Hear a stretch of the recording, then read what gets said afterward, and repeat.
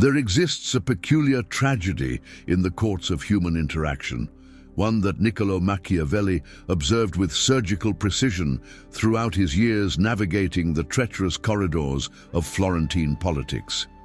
It is the tragedy of the intelligent soul who finds themselves dismissed, overlooked, and treated as though their wisdom holds no weight in the councils of ordinary men. This is not mere coincidence, nor is it the result of malice alone. It is the predictable outcome of a fatal mistake that brilliant minds make repeatedly, generation after generation, never recognizing the pattern until they have already sacrificed their influence upon the altar of their own cleverness. The question that haunts the thoughtful observer is not whether intelligence is valued in this world, but rather why those who possess it in abundance so often find themselves powerless, isolated, and dismissed by those who should rightfully seek their counsel. Machiavelli understood something that escapes most intelligent people entirely. He recognized that the possession of knowledge is not the same as the possession of power, and that wisdom without strategic application becomes nothing more than an ornament admired by few and feared by many. In the courts where he served, he witnessed brilliant advisors cast aside, not because their advice was poor, but precisely because it was too good, too honest, too revealing of uncomfortable truths that those in power preferred to ignore. The intelligent person, armed with logic and reason, approaches the world as though truth alone were sufficient currency to command respect and attention. This is the first and most devastating error they commit, and it is an error that Machiavelli spent his life documenting with ruthless clarity. Consider for a moment the invisible forces at play when an intelligent person enters a room filled with those of lesser mental acuity. The dynamics that unfold are not those of admiration and deference as the intelligent might naively expect, but rather of suspicion, resentment, and calculated dismissal. The average mind does not celebrate what it cannot comprehend. It defends itself against it. Machiavelli observed that men judge more by their eyes than by their hands, for everyone can see but few can feel. The intelligent person speaks in concepts and principles, while the masses respond to spectacle and emotion. This fundamental mismatch creates a chasm that grows wider with every interaction, until the intelligent find themselves speaking into a void, their words transformed into mere noise by ears that have learned not to listen. The mechanisms of this social rejection operate with mechanical precision, following patterns that Machiavelli would have recognized immediately as the natural expressions of human nature. When intelligence threatens the ego of the mediocre, when it exposes the comfortable illusions that most people construct to shield themselves from difficult realities, when it demands that others rise to a level of thinking that feels exhausting and uncomfortable, the response is not gratitude, but hostility. The intelligent person becomes a mirror reflecting back inadequacies that others desperately wish to ignore. And in the politics of everyday life, mirrors that show unflattering truths are quickly turned to face the wall. This is not a conspiracy against intelligence. It is simply the predictable behavior of people protecting their psychological comfort and social standing. Yet here is where the story takes its most crucial turn, and where Machiavelli's teachings offer a path out of this seemingly inevitable fate. The intelligent person who finds themselves treated as nothing has made a choice, though they rarely recognize it as such. They have chosen purity of expression over strategic communication, chosen to display their intelligence rather than deploy it, chosen to be right rather than to be effective. Machiavelli never counseled the abandonment of intelligence or the dumbing down of one's thoughts, but he insisted with unwavering clarity that intelligence without strategy is like a sword without a handle, dangerous primarily to the one who wields it. The question is not whether you will use your intelligence, but how you will use it to navigate the complex landscape of human interaction, where emotion, pride, and perception often matter more than truth itself. The first principle that Machiavelli would have recognized in understanding why intelligent people are treated as nothing concerns the nature of human psychology and the threat that raw intelligence poses to the fragile structures of social hierarchy. In any gathering of people, whether in the political sphere or in ordinary life, there exists an unspoken economy of status and respect that operates according to rules far more primitive than reason. When an intelligent person enters this economy and immediately begins to dispense wisdom, to correct misconceptions, to elevate the conversation with references and insights that others cannot match, they are not enriching the social environment as they might believe. Instead, they are creating a disturbance in the carefully balanced ecosystem of egos and identities that holds the group together. Machiavelli observed in his years of service that the courtier who made his prince feel inadequate, even unintentionally, soon found himself without influence or favor. The same principle applies in every human context. Intelligence, when displayed without consideration for the emotional needs of others, becomes a weapon that wounds pride and triggers defensive mechanisms in those who feel intellectually outmatched. The intelligent person believes they are contributing value by sharing knowledge, but what others experience is a subtle form of humiliation, a reminder of their own limitations that creates resentment rather than admiration. This resentment does not announce itself openly. It operates in the shadows, manifesting as dismissal, exclusion, and the gradual erosion of social standing. The tragedy deepens when we recognize that the intelligent person often has noble intentions. They genuinely wish to help, to educate, to share insights that could benefit others. But Machiavelli understood that intentions count for nothing in the realm of human relations. What matters is perception and result. The road to social irrelevance is paved with brilliant observations that made others feel small, with corrections that wounded pride, with displays of knowledge that served no purpose except to establish intellectual superiority. The intelligent person fails to understand that most human interaction is not about the exchange of information, but about the negotiation of status, the maintenance of dignity, and the protection of self-image. This dynamic creates a vicious cycle that Machiavelli would have immediately recognized. As the intelligent person finds themselves increasingly dismissed and excluded, they often respond by doubling down on their intelligence, believing that if others do not appreciate their wisdom, it must be because they have not been sufficiently clear or comprehensive in their explanations. They speak more, explain more, reference more sources and authorities, never realizing that each additional display of intelligence only deepens the chasm between themselves and their audience. The more they try to prove their value through intellectual demonstration, the more others find reasons to diminish and dismiss them. The psychology at work here is not complex, though it is uncomfortable for the intelligent to accept. Human beings are fundamentally driven by emotional needs that supersede their intellectual needs. They need to feel competent, respected, and secure in their social position.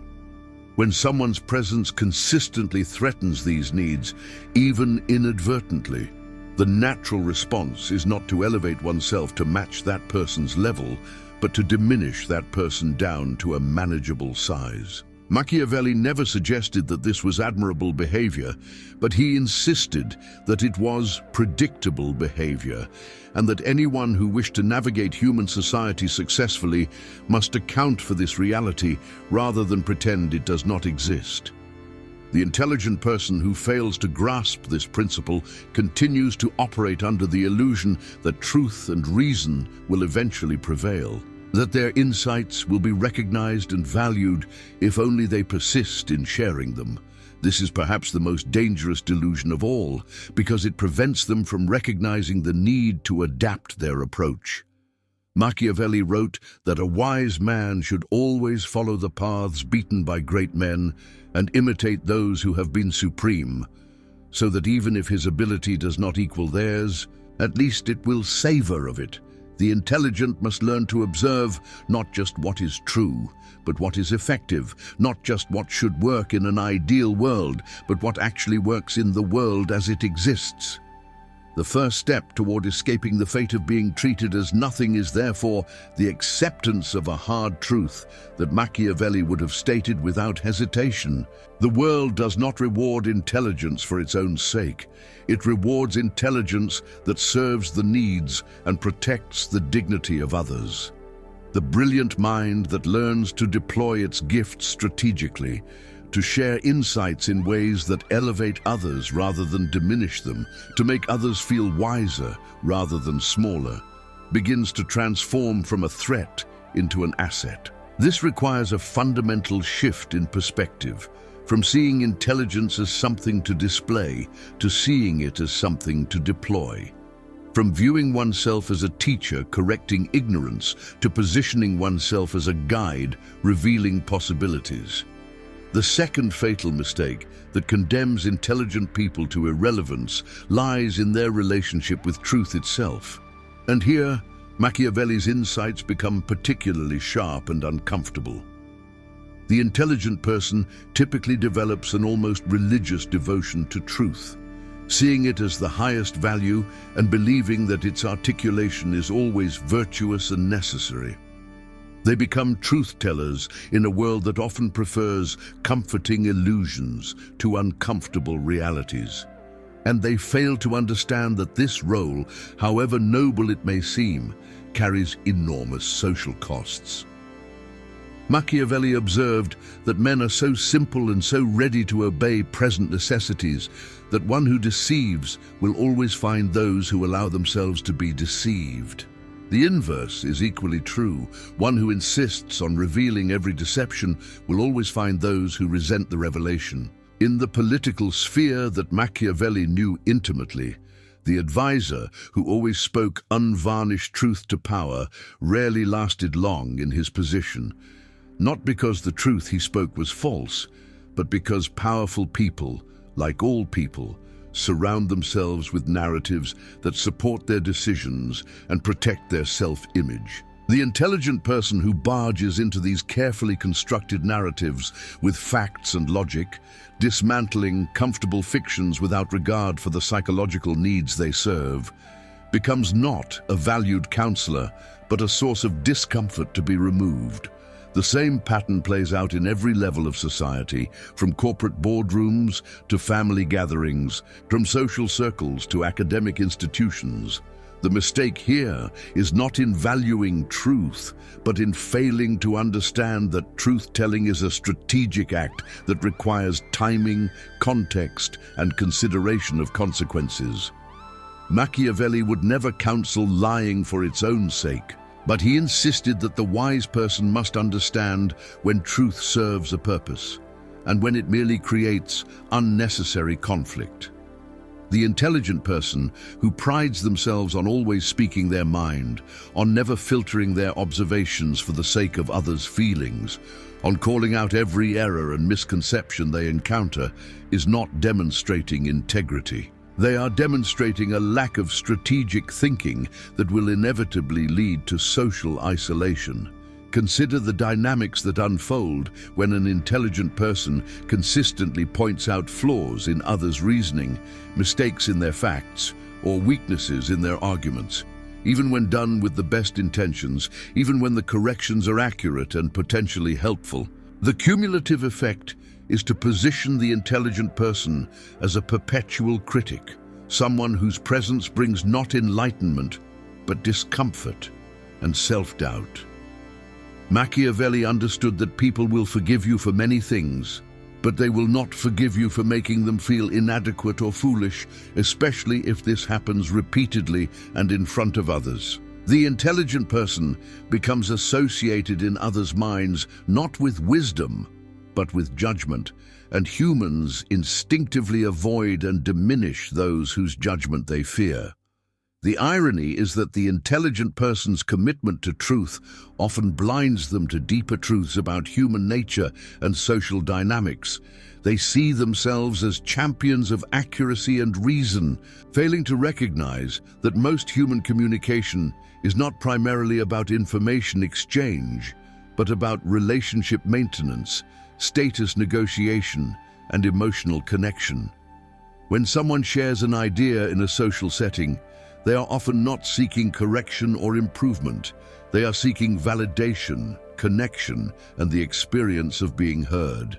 The intelligent person who responds with corrections, with actually statements, with detailed explanations of why the idea is flawed, is answering a question that was never asked while ignoring the actual needs behind the communication. Machiavelli would have recognized this as a failure to read the underlying motivations and needs of others, a blindness that proves fatal to one's social and political effectiveness. The prince must be a fox to recognize traps and a lion to frighten wolves, Machiavelli wrote, suggesting that multiple forms of intelligence are required to navigate human affairs successfully. The purely intellectual form of intelligence, divorced from emotional and social intelligence, is insufficient and often counterproductive. The person who can solve complex equations but cannot read the emotional temperature of a room, who can cite philosophical texts but cannot sense when others feel threatened or diminished, possesses only a partial and ultimately ineffective form of intelligence. The path forward requires the intelligent person to develop what Machiavelli might have called political wisdom, the ability to discern not just what is true, but what truth should be spoken, when it should be spoken, and how it should be framed to serve constructive purposes rather than merely satisfying one's own need to be correct. This means learning to choose one's battles, to recognize when correction serves a genuine purpose and when it serves only one's ego. It means developing the capacity to let minor errors pass without comment, to allow others their beliefs when those beliefs harm no one, to offer insights in the form of questions rather than pronouncements. The intelligent person who masters this art transforms from a figure others avoid into one they seek out, because their intelligence enhances rather than threatens the dignity of those around them. The third dimension of why intelligent people find themselves treated as nothing relates to their often complete misunderstanding of power dynamics and social hierarchy, areas where Machiavelli's expertise was unmatched. The intelligent person typically operates under the assumption that merit should determine status, that the quality of one's ideas should dictate the level of respect and attention one receives. This is a profound miscalculation that reveals a dangerous naivety about how human societies actually function. Machiavelli observed that in the world of practical affairs, perception matters more than reality, relationships matter more than rightness, and strategic positioning matters more than pure capability. The intelligent person who ignores these realities in favor of an idealistic belief that good ideas will naturally rise to the top is setting themselves up for disappointment and dismissal. In every social structure, formal or informal, there exists a complex web of alliances, obligations, historical relationships, and implicit understandings that determine who gets heard and who gets ignored. The intelligent person who enters such a structure and immediately begins offering insights and suggestions, regardless of how brilliant those insights might be, is violating unwritten rules they do not even know exist. They have not paid their dues, have not built the relationships that would give their words weight, have not demonstrated loyalty to the key figures who control access to influence. Machiavelli understood that before one could effectively counsel a prince, one had to become trusted by that prince, and trust was built not through demonstrations of intelligence, but through demonstrations of reliability, discretion, and alignment with the prince's interests. The modern manifestation of this era appears in countless contexts. The new employee, who immediately begins suggesting improvements to established processes. The outsider, who joins a social group and starts pointing out better ways to do things. The expert, who enters a situation and begins dispensing advice without first understanding the history and relationships that have shaped current practices. All are committing the same fundamental mistake. They're operating as though ideas exist in a vacuum, as though the merit of a suggestion is the only factor determining whether it will be welcomed or rejected. They fail to recognize that every suggestion carries implicit criticism of current practices, and by extension, of the people who established those practices. Without the social capital to make such criticism acceptable, the intelligent person's suggestions are received not as gifts, but as attacks. Machiavelli would have counseled such individuals to first observe, to understand the landscape of power and influence, to identify who makes decisions and who influences those decision-makers, to build relationships before attempting to leverage those relationships for change. The intelligent person typically finds this process frustrating and even offensive, believing their ideas should speak for themselves. But ideas never speak for themselves. They are always interpreted through the lens of relationship, context, and the listener's assessment of whether accepting the idea would elevate or diminish their own status. An idea presented by a trusted insider will be received completely differently than the identical idea presented by an unknown outsider, regardless of the inherent merit of the idea itself. This reality extends to the way intelligent people communicate their insights. Machiavelli recognized that effective communication required understanding one's audience and framing messages in ways that aligned with their interests and values. The intelligent person often does the opposite, presenting ideas in the language of abstract principles, logical structures, and intellectual frameworks that mean something to them but leave others cold or confused. They speak of efficiency when others care about tradition, invoke data when others respond to stories, reference authorities that others have never heard of and do not respect. The mismatch between the intelligent person's communication style and their audience's reception capabilities creates yet another barrier to influence and respect. The pattern becomes self-reinforcing when the intelligent person, frustrated by their lack of influence, begins to view others as simply too limited or biased to appreciate good ideas. This contempt, even when unspoken, becomes palpable in their interactions, and further erodes any possibility of building the relationships that would give their intelligence practical application. Machiavelli warned against the arrogance that comes from believing one's own superiority, not because such superiority does not exist, but because the perception of arrogance destroys one's ability to work effectively with others. The intelligent person, who cannot hide their disdain for those they consider less capable, becomes trapped in a prison of their own making, surrounded by people who will never listen to them precisely because they have made those people feel judged and found wanting. The solution requires a complete reorientation of how the intelligent person views their role and their relationships with others. Instead of seeing themselves as the source of wisdom that others should seek out, they must learn to position themselves as valuable resources that make others more successful. Instead of leading with their ideas, they must learn to lead with curiosity about others' perspectives and needs. Instead of demonstrating their intelligence through elaborate displays of knowledge, they must learn to deploy their intelligence in service of others' goals and aspirations. Machiavelli understood that influence comes not from being the smartest person in the room, but from being the person whose intelligence most effectively serves the interests of those who hold power. This requires humility, patience, and strategic thinking that transcends mere intellectual capability.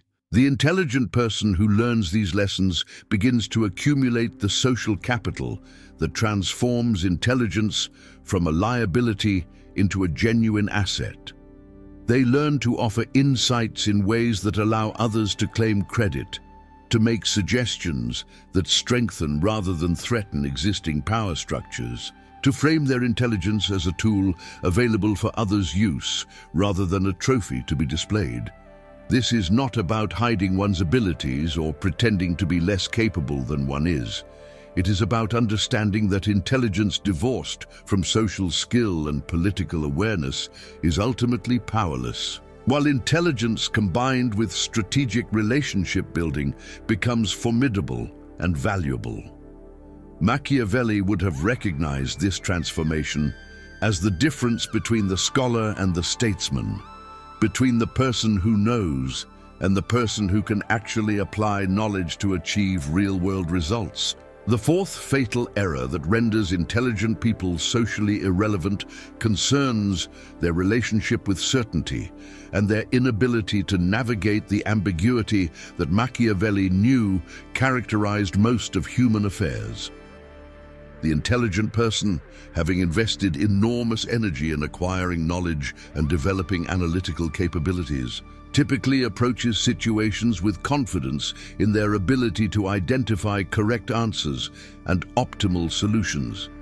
They become attached to the clarity that intellectual analysis provides, and they struggle in situations where multiple perspectives have merit, where evidence points in different directions, where the best course of action depends on values rather than facts. Machiavelli operated in a world of perpetual ambiguity, where today's ally might become tomorrow's enemy, where circumstances changed rapidly and unpredictably, where rigid adherence to principle often proved fatal.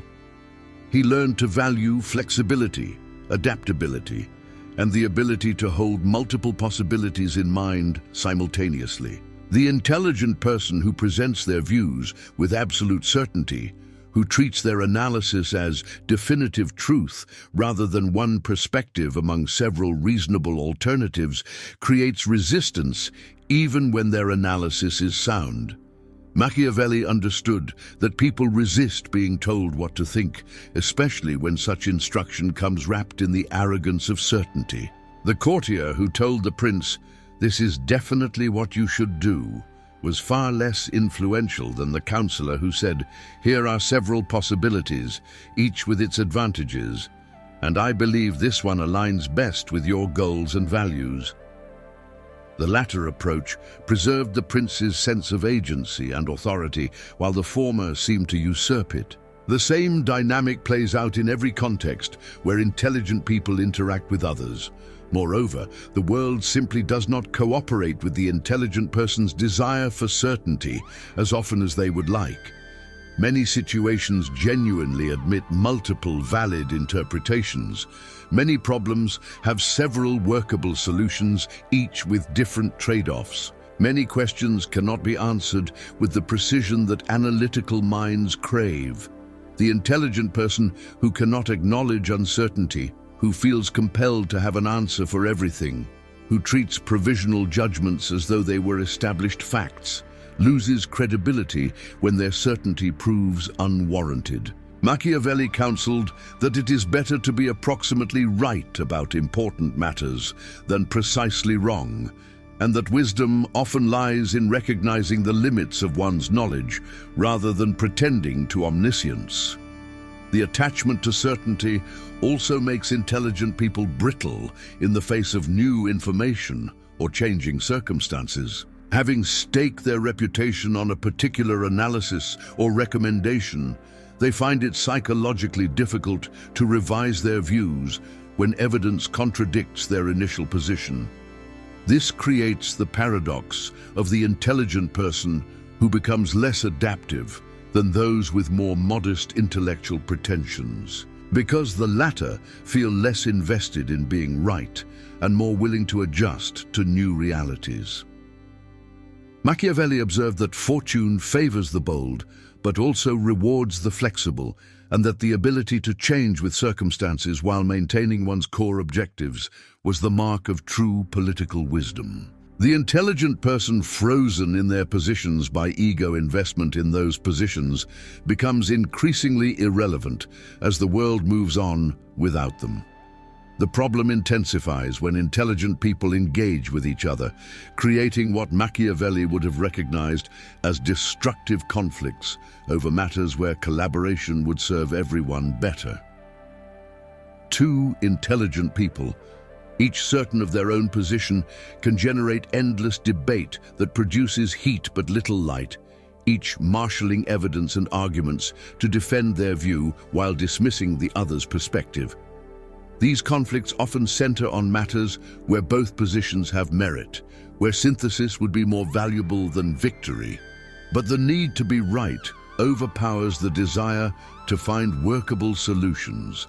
Machiavelli would have viewed such conflicts as wastes of energy that weaken all parties while strengthening their rivals, who remain focused on practical objectives rather than intellectual point scoring. The cultural glorification of intelligence and expertise exacerbates this problem by creating social rewards for displays of certainty. The intelligent person learns that others seem impressed when they speak with confidence and authority, when they provide definitive answers to complex questions, when they appear to have mastered their domain completely. They receive positive reinforcement for certainty, and often face skepticism or diminishment when they express doubt or acknowledge limitations. This creates incentives to overstate one's confidence in one's conclusions, to present tentative hypotheses as established facts, to hide uncertainty behind facades of expertise. Machiavelli would have recognized this as another trap that ultimately diminishes the intelligent person's influence, because certainty that proves unfounded damages credibility more than acknowledged uncertainty ever could. The path forward requires the intelligent person to develop comfort with ambiguity and to cultivate what Machiavelli might have called strategic humility, the ability to hold one's conclusions lightly, to present them as perspectives rather than pronouncements, to create space for others to contribute their insights and interpretations. This means learning to say, "I think," rather than "it is," and to frame recommendations as suggestions rather than directives, to acknowledge the limitations of one's analysis and the possibility that other approaches might work equally well or better. Paradoxically, this apparent reduction in certainty often increases rather than decreases one's influence, because it makes others more receptive to one's ideas and more willing to engage seriously with one's perspective. The intelligent person who masters this approach becomes valuable in a way that the dogmatic expert never can. They become facilitators of collective thinking rather than dispensers of individual wisdom, guides who help groups navigate complexity rather than authorities who dictate solutions. They learn to value the wisdom that emerges from diverse perspectives more than the brilliance of their own isolated analysis. Machiavelli would have recognized this as a form of practical intelligence that transcends mere intellectual capability, the ability to deploy one's analytical gifts in ways that enhance group decision-making rather than short-circuiting it, that build collective understanding rather than demonstrating individual superiority.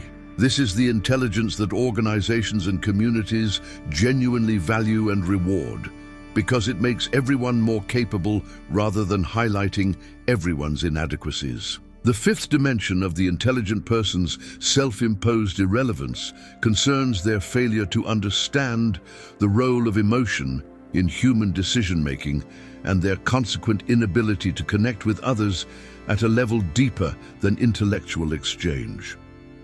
Machiavelli, despite his reputation for cold calculation, understood profoundly that human beings are driven primarily by passions rather than reason, and that effective influence required engaging those passions rather than attempting to bypass them with pure logic.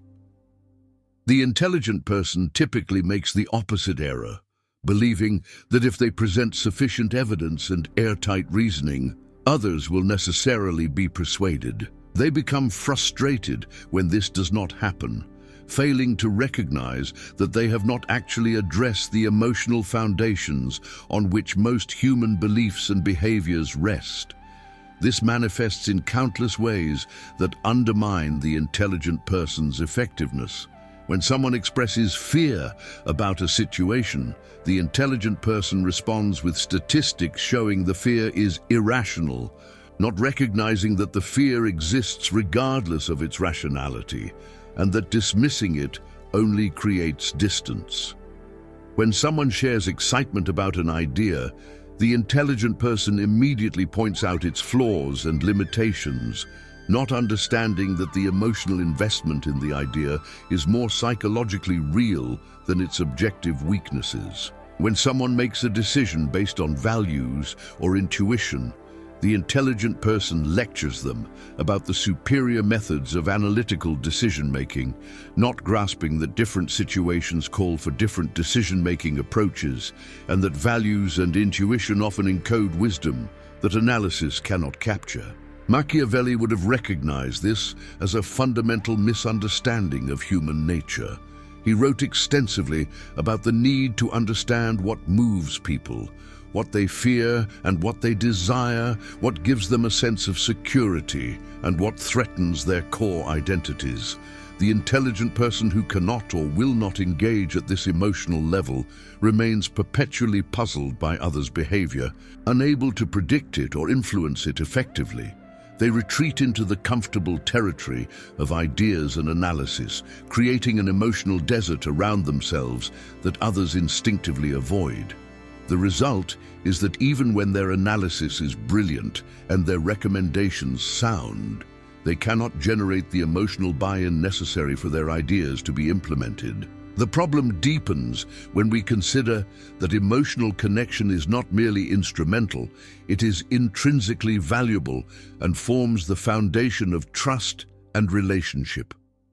Machiavelli understood that one could not effectively counsel a prince without first developing a relationship of trust, and trust is fundamentally an emotional rather than intellectual phenomenon. People trust those with whom they feel connected, those who demonstrate understanding of their hopes and fears, those who validate their experiences even when offering different perspectives. The intelligent person who operates purely at the intellectual level never builds this trust, because others sense that they are being analyzed rather than understood, evaluated rather than accepted, improved rather than appreciated. This emotional disconnection often stems from the intelligent person's own psychological patterns and defenses. Many highly intelligent people develop their intellectual capabilities partly as a way of managing their own emotional worlds, finding in ideas and analysis a sense of control and mastery that interpersonal relationships never provided. They learn to live primarily in their heads, and they unconsciously expect others to meet them in that territory, rather than learning to venture into the emotional territories where others primarily reside. Machiavelli would have counseled that this is a luxury one cannot afford if one wishes to be effective in the world of human affairs, where emotional intelligence and social attunement matter at least as much as intellectual capability. The manifestations of this emotional blindness create a catalogue of social failures that the intelligent person rarely connects back to their root cause. They offer logical solutions to emotional problems and wonder why people do not implement them. They provide critical feedback without the relational foundation to make that feedback feel supportive rather than attacking. They debate ideas with an intensity that others experience as aggression, not recognizing that for most people, challenges to their ideas feel like challenges to their identity. They fail to celebrate others' successes or acknowledge others' struggles, not because they are uncaring, but because such emotional labor feels less important than the intellectual work they value more highly. The cumulative effect is that others come to see them as cold, judgmental, and ultimately untrustworthy despite their obvious intelligence. Machiavelli never suggested that one should abandon reason or become purely emotion-driven, but he insisted that effective action in the world required understanding and engaging both dimensions of human nature. The intelligent person who wishes to escape social irrelevance must therefore develop their emotional intelligence with the same dedication they once applied to developing their intellectual capabilities. This means learning to read emotional cues in others, to recognize when someone needs validation rather than solutions, to understand that emotional needs are real needs even when they seem irrational. It means developing empathy not as an abstract principle, but as a practiced skill, learning to genuinely care about others' experiences, even when those experiences do not make logical sense. The transformation this requires is profound but achievable. It begins with the recognition that emotions are not inferior to thoughts, but different and equally valid forms of human experience. It continues with the practice of listening, not just to understand the content of what others say, but to sense the feelings underlying that content. It develops through the discipline of validating others' emotions before offering alternative perspectives, of connecting relationally before attempting to influence intellectually.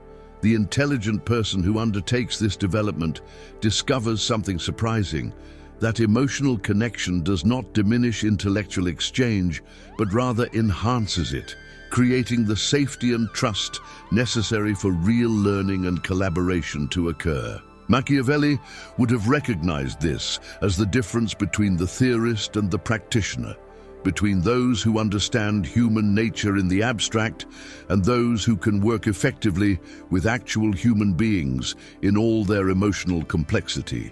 The sixth fatal pattern that condemns intelligent people to being treated as nothing involves their relationship with status and their often unconscious projection of superiority that poisons their interactions with others. Machiavelli operated in a world where status was everything, where the ability to navigate hierarchies and manage perceptions of relative standing determined one's survival and success. He understood that while people might accept genuine superiority in specific domains, they universally resist implications of general superiority that suggest they are somehow less valuable or worthy as human beings. The intelligent person makes this error constantly, not usually through explicit claims, but through 1,000 subtle signals that communicate, "I am smarter than you and therefore better than you in the ways that matter most." This projection of superiority operates largely outside conscious awareness, which makes it particularly pernicious and difficult to correct. The intelligent person does not typically think of themselves as arrogant or condescending. They often see themselves as simply being honest and direct about intellectual matters. But their patterns of communication reveal the underlying attitude. They correct others' minor errors, even when those errors do not materially affect understanding. They explain things in unnecessary detail, implying that others need such remedial instruction. They reference obscure knowledge or use technical vocabulary, not because clarity requires it, but because doing so demonstrates their expertise. They struggle to admit when they do not know something, preferring to offer educated guesses that maintain their image as the person with answers. Each of these behaviors sends the message that the intelligent person views themselves as operating on a higher level than those around them. Machiavelli would have immediately recognized the self-defeating nature of this pattern. In his analysis of power, he noted repeatedly that one could not maintain authority while arousing the hatred or contempt of those over whom one wished to exercise influence.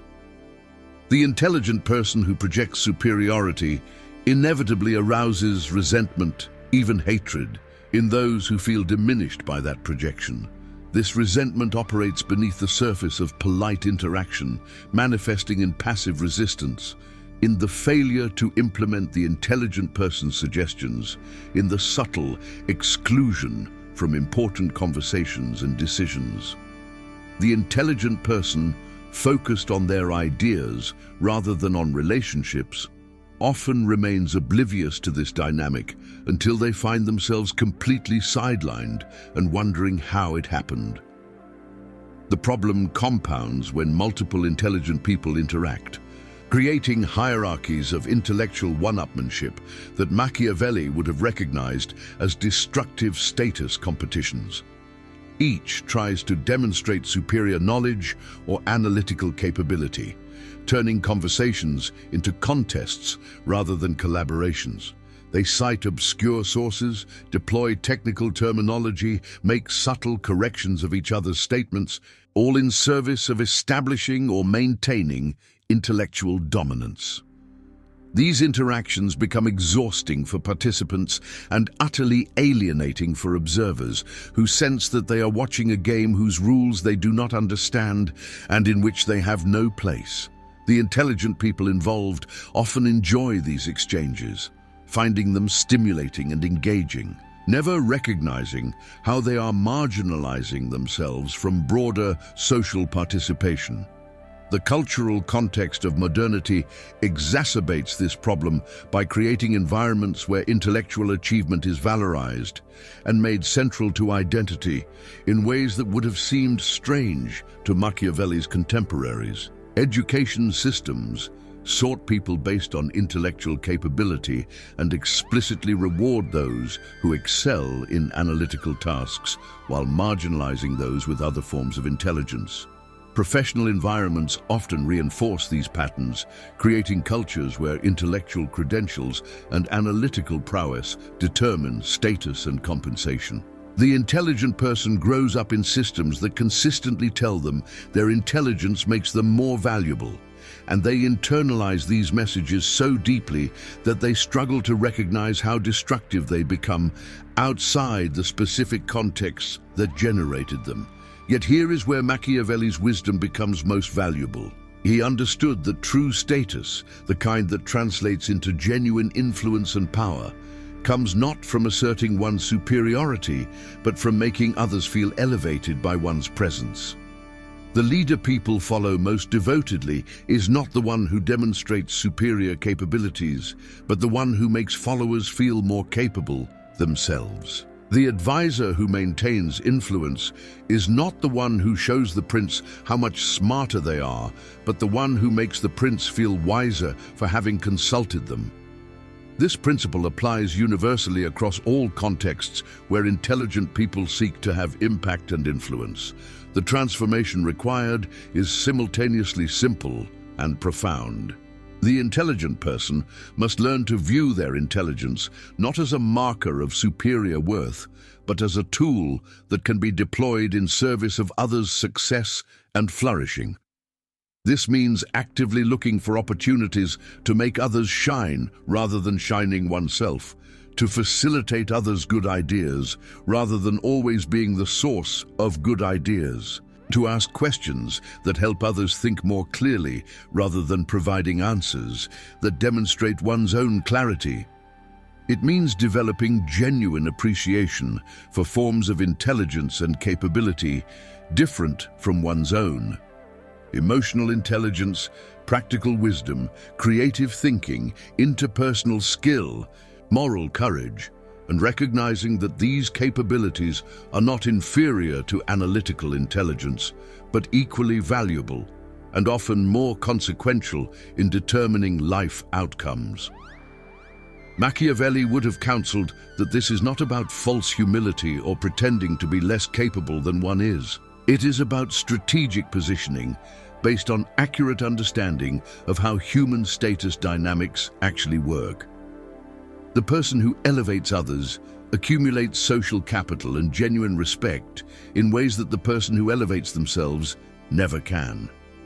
The intelligent person who learns to deploy their capabilities in service of others' goals becomes indispensable rather than disposable, sought after rather than avoided. This requires a fundamental reorientation from seeing intelligence as something one possesses and displays to seeing it as something one offers and shares, from viewing intellectual superiority as an accomplishment to viewing it as simply a different configuration of human capability that carries no moral weight and implies nothing about one's worth as a person. This shift, when genuinely internalized and expressed through changed behavior, transforms the intelligent person from a threat others need to diminish into a resource others want to access and protect. The seventh and final dimension of why intelligent people are treated as nothing concerns their failure to develop what Machiavelli would have called virtù, the capacity for effective action in the world, the ability to translate insight into impact. The practical wisdom that distinguishes those who merely understand from those who can actually accomplish. The intelligent person typically excels at analysis, at seeing patterns and connections, at understanding complexity and nuance. But these capabilities, however valuable in themselves, remain sterile and socially irrelevant unless they lead to concrete results that others can recognize and value. Machiavelli spent his life observing that the world rewards not those who think most clearly, but those who act most effectively, not those with the best theories, but those who can navigate the messy reality of implementation and deliver actual outcomes. This gap between intelligence and effectiveness manifests in multiple ways. The intelligent person identifies problems with current approaches and understands why different methods would work better, but they cannot convince others to adopt those methods or navigate the political complexities of implementing change. They have brilliant insights about what should be done, but lack the practical skills to mobilize resources, build coalitions, overcome resistance, and see initiatives through to completion. They understand at an abstract level what needs to happen, but cannot translate that understanding into the specific actions, conversations, and interventions that would make it happen. Machiavelli would have recognized this as a fatal limitation that renders intelligence practically worthless, because in the realm of human affairs, only results matter and intentions count for nothing. The intelligent person often does not even recognize this gap in their capabilities because they operate with an implicit belief that having the right answer is the important part, and that implementation is merely a mechanical process of obvious follow-through. This reveals a profound naivety about how change actually happens in human systems. Machiavelli understood that implementation is not the easy part, but the hard part, requiring skills completely different from those needed for analysis. It requires reading people and situations accurately, timing interventions for maximum effect, building relationships that provide access and influence, managing one's own emotional responses to setback and resistance, maintaining commitment and energy over extended periods, adapting approaches as circumstances change. These capabilities cannot be derived from intelligence alone. They must be developed through practice, through trial and error, through the difficult lessons that come from engaging directly with the resistance and unpredictability of reality. The problem deepens when intelligent people retreat from implementation challenges back into the safer territory of analysis and critique. Faced with the frustration of trying to make things happen in a world that does not cooperate with their plans, they return to what they know they are good at, thinking about problems rather than solving them, analyzing why things are not working rather than doing the difficult work of making them work. This retreat feels intellectually justified. They convince themselves that their role is to generate insights and that others should handle the messy business of execution. But Machiavelli would have recognized this as abdication of responsibility and a guarantee of irrelevance. Because those who cannot deliver results will never command respect regardless of the brilliance of their insights. Moreover, the intelligent person's approach to problems often makes implementation more difficult rather than less. They seek comprehensive solutions that address root causes rather than symptomatic treatments. Optimal approaches that maximize multiple objectives simultaneously, rather than pragmatic measures that move things in the right direction. These aspirations are understandable, but Machiavelli would have recognized them as enemies of effective action. He counseled that in the world of practical affairs, adequate solutions implemented quickly usually outperform perfect solutions implemented slowly or not at all, that progress through incremental improvements beats paralysis in pursuit of transformation, that working within existing constraints is more effective than insisting those constraints should not exist. The intelligent person who cannot embrace these principles remains trapped in a world of should-be rather than engaging with what is. The transformation of intelligence into effectiveness requires developing a completely different set of capabilities that many intelligent people have neglected or even disdained. It requires learning to work with and through others rather than independently, because most worthwhile objectives cannot be achieved alone. It requires developing tolerance for imperfection and ambiguity, accepting that real-world solutions are always compromises that leave something to be desired. It requires building resilience and persistence, maintaining commitment to goals even when progress is slower than one hoped and setbacks are more frequent than one expected. It requires learning to read organizational and social systems, to understand where leverage points exist and how to apply pressure effectively. Most fundamentally, it requires shifting one's identity from knower to doer, from analyst to agent, from critic to builder. Machiavelli would have insisted that this transformation is not a betrayal of intelligence, but its fulfillment. Intelligence that never manifests in effective action is like potential energy that never converts to kinetic energy. It might as well not exist. The intelligent person who learns to combine analytical capability with practical effectiveness becomes genuinely formidable because they can both identify what should be done and actually do it. Both see possibilities and realize them.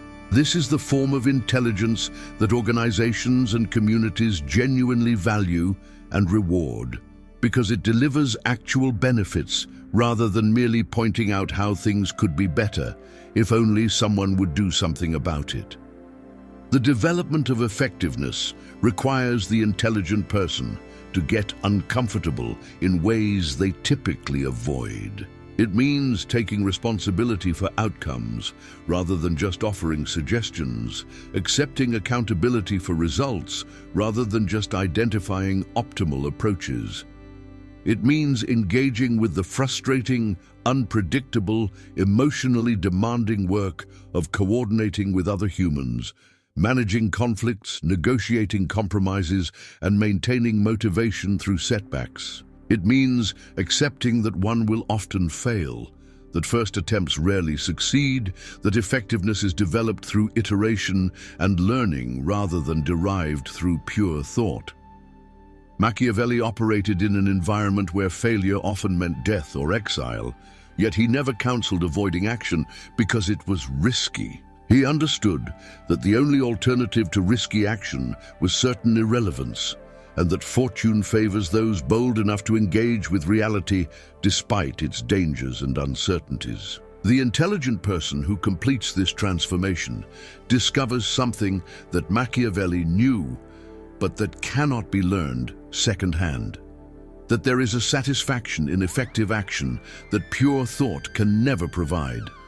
That seeing one's insights translated into real-world impact generates a sense of meaning and purpose that no amount of analytical brilliance can match. They discover that being effective in the world requires them to grow in ways that pure intellectual development never demanded, developing emotional maturity, social skill, moral courage, and practical wisdom that make them not just smarter, but more fully human. This is the path from being treated as nothing despite one's intelligence to being valued and influential because of how one has learned to deploy that intelligence in service of actual human flourishing and concrete positive change. The tragedy of the intelligent person who finds themselves treated as nothing is ultimately a tragedy of potential unrealized, of capabilities that could have served the world, but instead created only isolation and frustration. Machiavelli understood something that each generation of brilliant minds must rediscover through hard experience, that the world does not arrange itself according to what should be true, but according to what is true about human nature, and that those who wish to have impact must work with reality as it exists, rather than as they wish it to be. The fatal mistake that condemns intelligent people to irrelevance is not their intelligence itself, but their failure to recognize that intelligence alone is insufficient, that it must be combined with emotional wisdom, social skill, strategic thinking, and the practical capacity for effective action if it is to matter beyond the confines of one's own mind.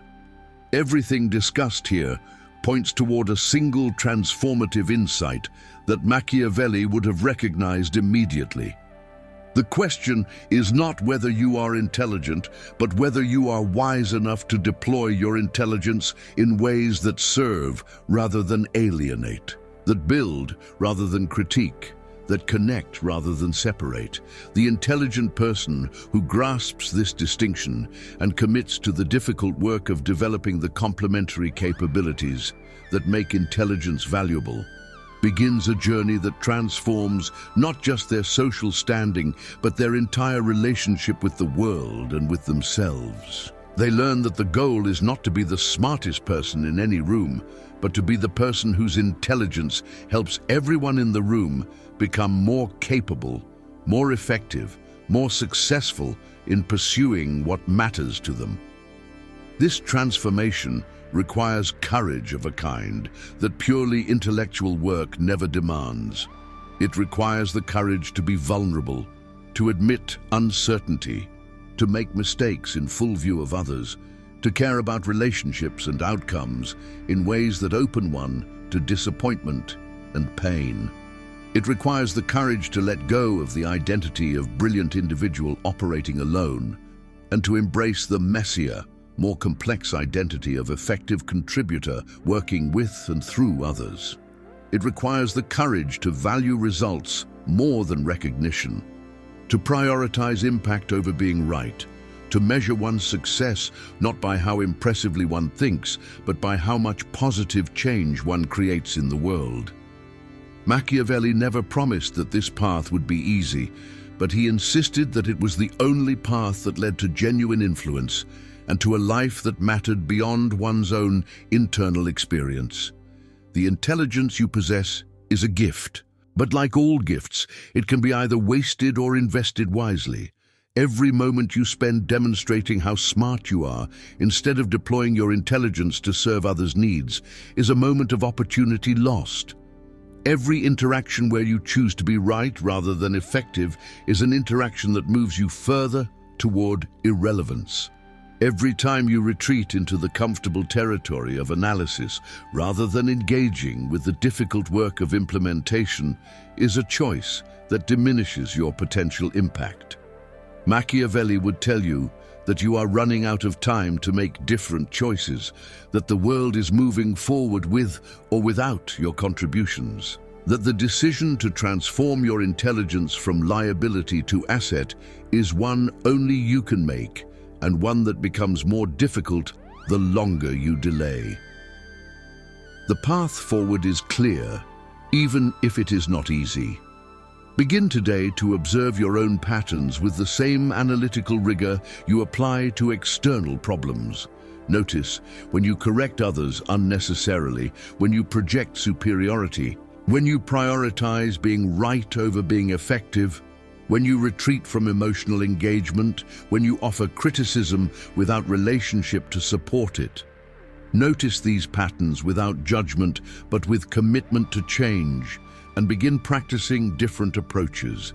Ask questions instead of making statements. Validate emotions before offering logic. Seek to understand others' needs before presenting your solutions. Take responsibility for implementation rather than just offering suggestions. Build relationships as deliberately as you once built knowledge. Learn from failures as systematically as you once learned from books. If this message resonates with you, if you recognize yourself in these patterns and feel ready to transform your intelligence from a source of isolation into a source of genuine impact, then take this moment to act on that recognition. Share this understanding with others who might benefit from it, because the intelligent people in your life are likely facing the same challenges you are. Engage with this community of thinkers who are learning to become doers, of analysts who are developing into agents of positive change.